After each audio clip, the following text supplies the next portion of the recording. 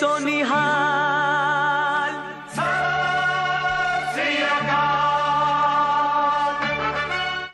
ਦਰਸ਼ਕਾਂ ਦਾ ਇੱਕ ਵਾਰ ਫਿਰ ਹਾਰਦਿਕ ਸਵਾਗਤ। ਜਿਵੇਂ ਕਿ ਤੁਸੀਂ ਜਾਣਦੇ ਆ ਕਿ ਟੌਪ 10 ਹਲਕਿਆਂ ਦੀ ਸਿਆਸਤ ਬਾਰੇ, ਉੱਥੋਂ ਦੇ ਉਮੀਦਵਾਰਾਂ ਬਾਰੇ ਅਸੀਂ ਇੱਕ ਵਿਸ਼ੇਸ਼ ਲੜੀ ਸ਼ੁਰੂ ਕੀਤੀ ਹੈ। ਉਸੇ ਤਹਿਤ ਅਸੀਂ ਕਪੂਰਥਲਾ ਤੋਂ ਬਾਅਦ ਹੁਣ ਵਿਚਰ ਰਹੇ ਹਾਂ ਹਲਕਾ ਭੁਲੱਥ ਦੇ ਵਿੱਚ। ਹਲਕਾ ਭੁਲੱਥ ਦੇ ਵਿੱਚ ਵੱਖ-ਵੱਖ ਧਿਰਾਂ ਨੂੰ ਮਿਲ ਕੇ ਅਸੀਂ ਉਹਨਾਂ ਦੇ ਰਣਨੀਤੀਆਂ ਬਾਰੇ ਜਾਣਨ ਦੀ ਕੋਸ਼ਿਸ਼ ਕੀਤੀ ਹੈ।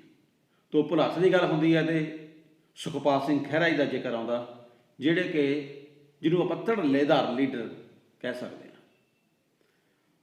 ਇਸ ਵਕਤ ਗੈਰ ਹਾਜ਼ਰ ਨੇ, ਕੁਝ ਕਾਰਨਾਂ ਵਸ ਉਹ ਜੇਲ੍ਹ 'ਚ ਬੰਦ ਨੇ। ਫਿਰ ਵੀ ਉਹਨਾਂ ਦੇ ਉੱਤੇ ਭਰੋਸਾ ਰੱਖਦੇ ਹੋਏ ਪਾਰਟੀ ਨੇ, ਕਾਂਗਰਸ ਪਾਰਟੀ ਨੇ ਉਹਨਾਂ ਨੂੰ ਟਿਕਟ ਦੇ ਕੇ ਚੋਣ ਮੈਦਾਨ ਵਿੱਚ ਉਤਾਰਿਆ।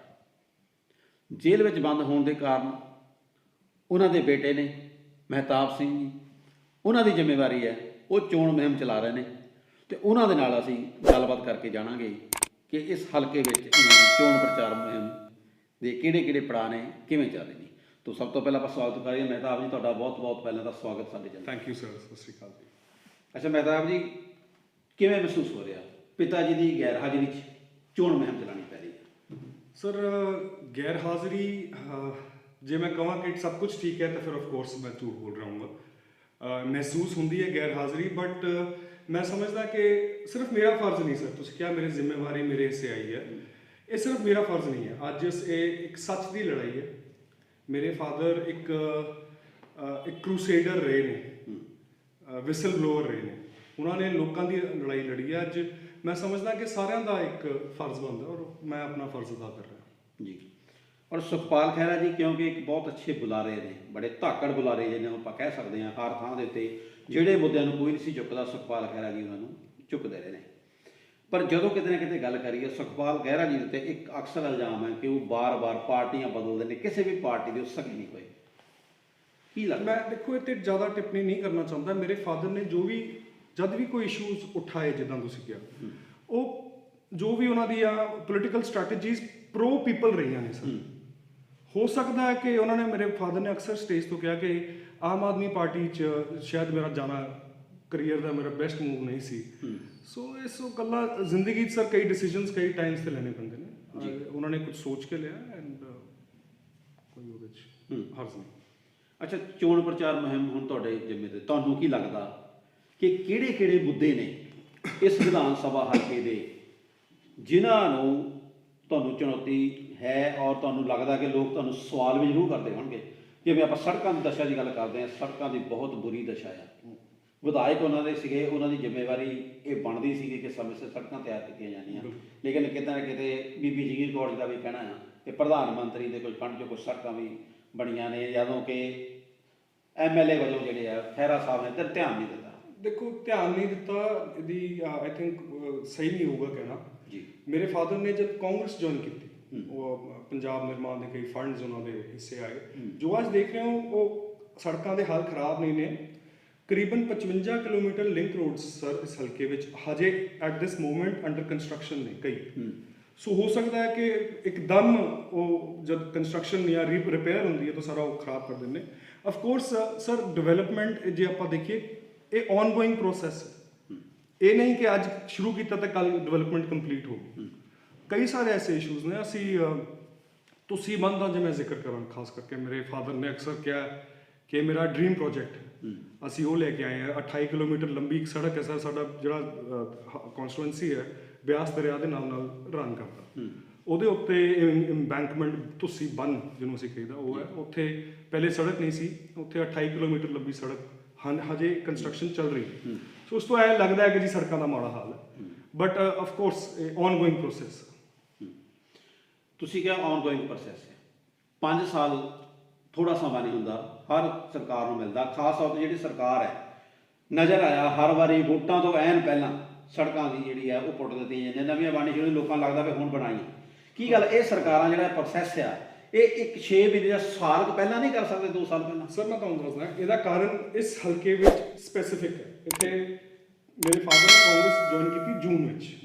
ਸੋ ਇਹ ਜਿਹੜਾ ਡਿਵੈਲਪਮੈਂਟ ਪ੍ਰੋਜੈਕਟ ਸੀਗੇ ਹੁਣੇ ਆਏ ਜਦ ਅਸੀਂ ਮਤਲਬ ਆਮ ਤੁਹਾਨੂੰ ਆਦਮੀ ਲੱਗਦਾ- ਪਾਰਟੀ ਹਾਂ। ਮੈਂ ਜੋ ਐਕਸਪਲੇਨ ਕਰਨਾ ਜਦ ਅਸੀਂ ਆਮ ਆਦਮੀ ਪਾਰਟੀ ਵਿੱਚ ਸੀ ਆਪੋਜੀਸ਼ਨ ਵਿੱਚ ਸੀ ਪੋਲਿਟਿਕਸ ਅਕਸਰ ਇਦਾਂ ਚੱਲਦੀ ਹੈ ਕਿ ਜਿੱਥੇ ਤੁਸੀਂ ਆਪੋਜੀਸ਼ਨ ਚ ਐਮਐਲਏ ਹੋ ਤੁਹਾਨੂੰ ਉਹ ਸੇਮ ਬੈਨੀਫਿਟਸ ਨਹੀਂ ਮਿਲਦੇ ਮੇਬੀ ਐਜ਼ ਜੋ ਸਰਕਾਰਾਂ ਚ ਮਿਲਦੇ ਨੇ ਸੋ ਇਹ ਆਫ ਕੋਰਸ ਇਸ਼ੂ ਰਿਹਾ ਬਟ ਉਸ ਸਮੇਂ ਸਾਡੀ ਲੜਾਈ ਕੁਝ ਹੋਰ ਸੀ ਸਰ ਅਸੀਂ ਉਸ ਸਮੇਂ as an political leader as a leader of opposition sorry ਆਪਣਾ ਰੋਲ ਅਦਾ ਕੀਤਾ ਉਹਦੇ 'ਚ ਕੋਈ ਕਮੀ ਹੋ ਤਾਂ ਸਰ ਤੁਸੀਂ ਦੱਸ ਸਕਦੇ ਹੋ ਨਹੀਂ ਆਪਾਂ ਗੱਲ ਕਰ ਰਹੇ ਹਾਂ ਸਿਸਟਮ ਦੀ ਕਿਉਂਕਿ ਕੋਈ ਵੀ ਲੀਡਰ ਹੈ ਚਾਹੇ ਸੁਖਪਾਲ ਸਿੰਘ ਖਹਿਰਾ ਹੋਣ ਚਾਹੇ ਕੋਈ ਅਦਰ ਹੋਵੇ ਇੱਕ ਚੀਜ਼ ਦੀ ਆਮ ਤੌਰ ਤੇ ਸ਼ਿਕਾਇਤ ਰਹਿੰਦੀ ਚਰਚਾ ਰਹਿੰਦੀ ਕੁਝ ਜਿਹੜੇ ਕੈਂਡੀਡੇਟ ਨੇ ਨਵੇਂ ਇਸ ਫੀਲਡ ਜਿਹੜੇ ਕੰਮ ਕਰ ਰਹੇ ਨੇ ਵੱਖ-ਵੱਖ ਪਾਰਟੀਆਂ ਦੇ ਉਹਨਾਂ ਦਾ ਅਕਸਰ ਇਹ ਕਹਿਣਾ ਸੀਗਾ ਕਿ ਮੁੱਖ ਦੋ ਧਿਰਾਂ ਹੀ ਇੱਥੇ ਕਾਬਜ ਰਹੀਆਂ ਨੇ ਜਾਂ ਸੁਖਪਾਲ ਸਿੰਘ ਖਹਿਰਾ ਜੀ ਜਾਂ ਬੀਬੀ ਜਗੀਰ ਕੌਰ ਜੀ ਉਹਨਾਂ ਦੇ ਕਾਰਜਕਾਲ ਦੌਰਾਨ ਜਿਹੜੇ ਖਾਸ ਤੌਰ ਤੇ ਸਰਪੰਚ ਨੇ ਜਿਨ੍ਹਾਂ ਨੇ ਅੱਗੇ ਵਿਕਾਸ ਦੇ ਕਾਰਜ ਕਰਾਉਣੇ ਉਹਨਾਂ ਸਰਪੰਚਾਂ ਨੂੰ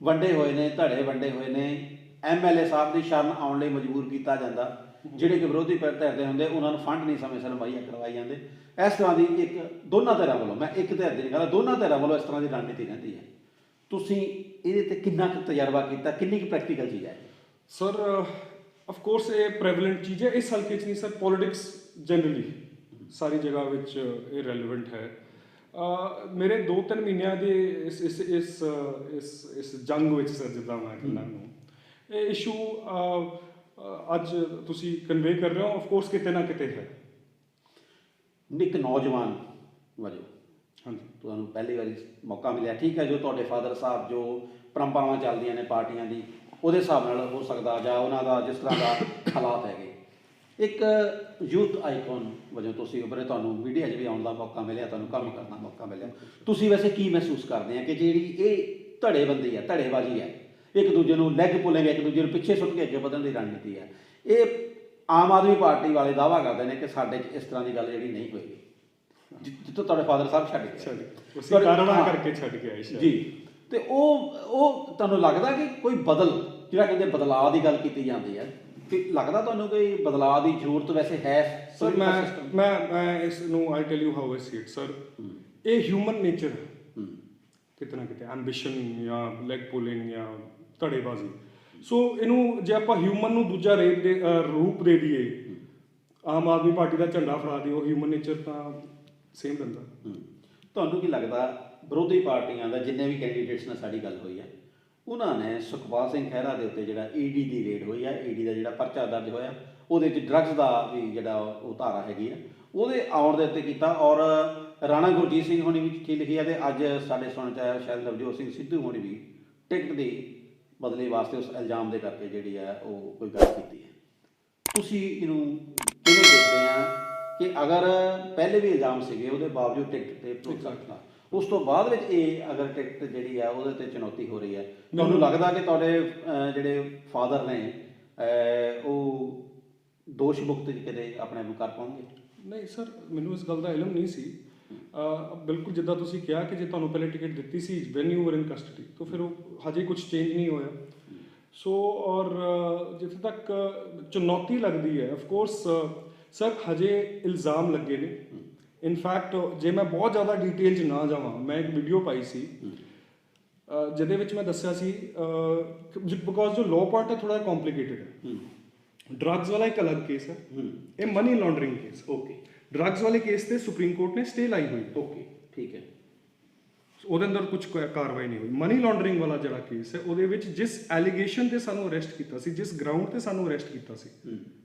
ਗਰਾਊਂਡਸ ਆਫ ਅਰੈਸਟ ਵਿੱਚ ਉਹ ਚਲਾਨ ਵਿੱਚ ਨਹੀਂ ਹੈ ਅੱਛਾ ਸੋ ਬਹੁਤ ਵੀਕ ਕੇਸ ਹੈ ਤੁਸੀਂ ਇਹ ਪੁੱਛਦੇ ਹੋ ਕਿ ਇਹਨੂੰ ਪ੍ਰੂਵ ਕਰਨਾ ਕਿੰਨਾ ਸੌਖਾ ਜੀ ਜੀ ਇਹ ਐਜ਼ ਸਰ ਮੈਂ ਤਾਂ ਸ਼ੁਰੂ ਤੋਂ ਕਹਿੰਦਾ ਰਿਹਾ ਸਿਆਸੀ ਬਦਲਾਖੋਰੀ ਹੈ ਬੜੀ ਜਲਦ ਕਿਉਂਕਿ ਪੋਲੀਟੀਕਲ ਜੋ ਵੀ ਸੱਚ ਤਾਂ ਸੱਚ ਹੀ ਰਹਿਣਾ ਨਾ ਸਰ ਕੋਰਟ ਵਿੱਚ ਆਊਗਾ ਇਹ ਗੱਲ ਤੁਸੀਂ ਕਹਿ ਰਹੇ ਹੋ ਜਦੋਂ ਤੁਸੀਂ ਇਹ ਜਨਤਾ 'ਚ ਜਾਂਦੇ ਹੋ ਜਨਤਾ ਦੇ ਵਿੱਚ ਇਸ ਕੇਸ ਦੇ ਪ੍ਰਤੀ ਕਿਹੋ ਜਿਹੀ ਭਾਵਨਾ ਤੁਹਾਨੂੰ ਮਹਿਸੂਸ ਕਰਨ ਨੂੰ ਮਿਲੀ ਹੈ ਸਰ ਲੋਕ ਆਈ ਥਿੰਕ ਸਾਰੇ ਜਾਣੇ ਇਹ ਮਹਿਸੂਸ ਕਰਦੇ ਨੇ ਕਿ ਧੱਕਾ ਹੋਇਆ ਪਾਰਟੀਬਾਜ਼ੀ ਤੋਂ ਉੱਪਰ ਮੇਰੇ ਫਾਦਰ ਔਰ ਮੇਰੇ ਦਾਦਾ ਜੀ ਅਸੀਂ ਮੇਰੇ ਗ੍ਰੈਂਡਫਾਦਰ ਨੇ ਇਸ ਹਲਕੇ ਵਿੱਚ ਸਰ ਕਰੀਬਨ 50 ਸਾਲ ਸਾਡੇ ਇਸ ਸਾਲ ਪੂਰੇ ਹੁੰਦੇ ਨੇ 1972 1972 ਵਿੱਚ ਉਹਨਾਂ ਨੇ ਫਸਟ ਇਲੈਕਸ਼ਨ ਲੜੀ ਸੀ ਅਸੀਂ ਇੱਥੇ ਆਪਣਾ ਸਰ ਦੁਕਾਨਾਂ ਨਹੀਂ ਪਾਈਆਂ, ਵਪਾਰ ਨਹੀਂ ਹੈ ਸਾਡਾ ਇੱਥੇ, ਸਾਡੀਆਂ ਖੱਡਾਂ ਨਹੀਂ ਹੈ, ਸਾਡੀਆਂ ਮਿੱਲਾਂ ਨਹੀਂ ਹੈ, ਸਾਡੀਆਂ ਡਿਸਟਿਲਰੀਆਂ ਨਹੀਂ ਹੈ 50 ਸਾਲਾਂ ਬਾਅਦ ਜੀ।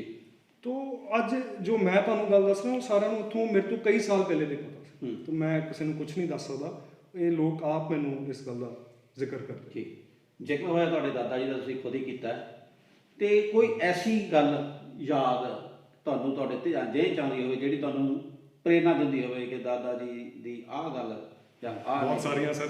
ਮੈਂ ਐਕਚੁਅਲੀ ਅੱਜ ਸਪੀਚ ਹੀ ਕਹਿ ਕੇ ਆਇਆ। ਜਦ ਮੈਂ ਛੋਟਾ ਹੁੰਦਾ ਸੀ ਤਾਂ ਪਾਪਾ ਜੀ, ਮੈਂ ਉਹਨਾਂ ਨੂੰ ਪਾਪਾ ਜੀ ਕਹਿੰਦਾ ਹੁੰਦਾ ਸੀ। ਇਹਨਾਂ ਨੇ ਮੈਨੂੰ ਆਪਣੇ ਨਾਲ ਬਿਠਾ ਕੇ ਕਹਿਣਾ, ਤਾਬੀ ਮਹਿਤਾਬ ਜੀ, ਕਿ ਜ਼ਿੰਦਗੀ 'ਚ ਨਾ ਕਦੀ ਡਰਨਾ ਨਹੀਂ। ਮੈਂ ਛੋਟਾ ਸੀ, ਮੈਂ ਤੁਹਾਨੂੰ ਦੱਸਾਂ, ਮੈਂ ਪੁਆਇੰਟ ਆਊਟ ਵੀ ਕਰ ਸਕਦਾ ਕਿਹੜਾ ਈਅਰ ਹੋਊਗਾ 2000, ਮੇਰੇ BCS ਤੋਂ ਪਹਿਲੇ ਇਨਫੈਕਟ, ਸੋ 14-15 ਸਾਲ ਦਾ।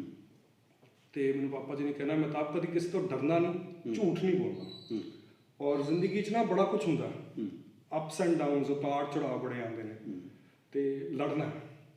ਉਹ ਮੈਨੂੰ ਉਸ ਟਾਈਮ ਆਈ ਥਿੰਕ ਮੈਂ ਬੱਚਾ ਸੀਗਾ, ਤਾਂ ਓਬਵੀਅਸਲੀ ਸਮਝ ਨਹੀਂ ਆਉਂਦੀ ਸੀ ਕਿ ਮੈਨੂੰ ਕਿਆ ਇੱਦਾਂ ਦਾ ਕੀ ਹੋ ਸਕਦਾ। ਔਰ ਅੱਜ ਮੈਂ ਪਿੰਡਾਂ 'ਚ ਵੀ ਇਹੀ ਜਾ ਕੇ ਕਿਹਾ, ਮੈਨੂੰ ਉਹ ਗੱਲਾਂ ਯਾਦ ਆਉਂਦੀਆਂ। ਸਰਪ੍ਰਾਈਜ਼ਿੰਗਲੀ ਤੁਸੀਂ ਇਹ ਸੇਮ ਸਵਾਲ ਪੁੱਛਿਆ ਜੀ। ਅੱਛਾ, ਹੁਣ ਗੱਲ ਇਹ ਆਉਂਦੀ ਹੈ, ਜਿਵੇਂ ਆਪਾਂ ਪਹਿਲੇ ਗੱਲ ਜ਼ਿਕਰ ਚੱਲ ਰਿਹਾ ਸੀ ਕਿ ਟਿਕਟ ਦੇ ਉੱਤੇ ਜੀ ਤੁਹਾਡੇ ਫਾਦਰ ਦੀ ਮੰਨ ਲਓ ਅਗਰ ਉਸ ਐਲੀਗੇਸ਼ਨ ਦੀ ਵਜ੍ਹਾ ਕਾਰਨ ਕਿਤੇ ਪਾਰਟੀ ਡਿਸੀਜਨ ਲੈਂਦੀ ਹੈ, ਤੇ ਤੁਹਾਡੇ ਵੱਲੋਂ ਦਾਅਵੇਦਾਰੀ ਹੈ ਕਾਂਗਰਸ ਦੀ ਟਿਕਟ ਦੀ? ਸਰ ਐਸੀ ਨੌਬਤ ਨਹੀਂ ਆਉਂਦੀ। ਕੱਲ 27 ਤਰੀਕ ਨੂੰ ਸਾਡੀ ਬੇਲ ਜੋ ਹੈ ਉਹਦੀ ਡਿਸੀਜਨ ਆ ਰਿਹਾ ਜੀ ਜੀ। ਜੇ ਆਪਾਂ ਵੇਟ ਕਰਦੇ ਇਸ ਇੰਟਰਵਿਊ ਤੋਂ, ਸ਼ਾਇਦ ਤੁਸੀਂ ਡਾਇਰੈਕਟਲੀ ਮੇਰੇ ਫਾਦਰ ਦਾ ਇੰਟਰਵਿਊ ਕਰ ਰਹੇ ਹੁੰਦੇ ਆ। ਓਕੇ, ਤੇ ਚਲੋ ਤੁਹਾਡੀਆਂ ਪਰਮਾਤਮਾ ਕਰੇ ਕਿ ਤੁਹਾਡੀ ਜਿਹੜੀ ਉਮੀਦ ਤੇ ਤੁਸੀਂ ਉਹ 'ਤੇ ਖਰੇ ਉਤਰੋ। ਲੇਕਿਨ ਇੱਕ ਚੀਜ਼ ਹੈ, ਅੱਜ ਇੱਥੇ ਗੋਰਾ ਗਿੱਲ ਲੜ ਰਹੇ ਨੇ ਇੱਥੋਂ ਇਲੈਕਸ਼ਨ ਕੈਪਟਨ ਸਾਹਿਬ ਦੀ ਪਾਰਟੀ ਵੱਲੋਂ, ਤੋ ਉਹਨਾਂ ਦਾ ਅੱਜ ਸਵਾਲ ਸੀਗਾ ਕਿ ਉਹ ਕਹਿੰਦੇ ਵੀ ਜਿਹੜੇ ਪਹਿਲੇ ਤਾਂ ਕਹਿੰਦੇ ਨੇ ਵੀ ਮੈਂ ਕੈਂਸਰ ਤੋਂ ਪੀੜਤ ਹਾਂ, ਉਹਦੇ ਪਲੀਹ ਦੇ ਉੱਤੇ ਉਹਨਾਂ ਨੇ ਰਹਿਤ ਮੰਗੀ ਸੀ, ਤੇ ਹੁਣ ਉਹ ਕਹਿੰਦੇ ਮੈਂ ਇਲੈਕਸ਼ਨ ਲੜਨੀ ਆ, ਨਾਮਜ਼ਦਗੀ ਕਾਗਜ਼ ਦਾਖਲ ਕਰਨੇ ਨੇ। ਉਹ ਕਹਿੰਦੇ ਜੇ ਉਹ ਕੈਂਸਰ ਤੋਂ ਪੀੜਤ ਨੇ, ਇੰਨੇ ਬਿਮਾਰ ਨੇ, ਤੇ ਫਿਰ ਇਲੈਕਸ਼ਨ ਉਹ ਕਿਵੇਂ ਲੜਨਗੇ? ਉਹਨਾਂ ਨੂੰ ਤਾਂ ਹਸਪੀਟਲਾਈਜੇਸ਼ਨ ਦੀ ਲੋੜ ਹੈ। ਨਹੀਂ ਸਰ, ਹਸਪੀਟਲਾਈਜੇਸ਼ਨ ਤਾਂ ਕਦੀ ਕਿਸੇ ਨੇ ਕਿਹਾ ਨਹੀਂ। ਜਿਸ ਬਿਮਾਰੀ ਦੀ, ਕੈਂਸਰ ਦੀ ਤੁਸੀਂ ਜ਼ਿਕਰ ਕਰਦੇ ਹੋ, ਉਹ ਆਫ ਕੋਰਸ ਇਹ ਫੈਕਟ ਹੈ। ਇਹ ਫੈਕਟ ਹਾਈ ਕੋਰਟ ਨੂੰ ਵੀ ਹੁਣ ਪਤਾ ਚੱਲ ਗਿਆ ਮੈਡੀਕਲ ਰਿਪੋਰਟ ਵਿੱਚ, ਔਰ ਦੋਨੋਂ ਚੀਜ਼ਾਂ ਹੋ ਸਕਦੀਆਂ ਸਰ। ਹਸਪੀਟਲਾਈਜੇਸ਼ਨ ਤਾਂ ਕਿਸੇ ਨੇ ਕਦੀ ਕਿਹਾ ਨਹੀਂ। ਟ੍ਰੀਟਮੈਂਟ ਇਹਦੇ ਅੰਦਰ ਜ਼ਿਆਦਾ ਮੈਂ ਡਿਟੇਲਸ ਨਹੀਂ ਜਾਣਾ ਚਾਹੁੰਦਾ। ਇਹਦੇ ਅੰਦਰ ਸਰ ਪੈਟ ਸਕੈਨ ਹੁੰਦਾ।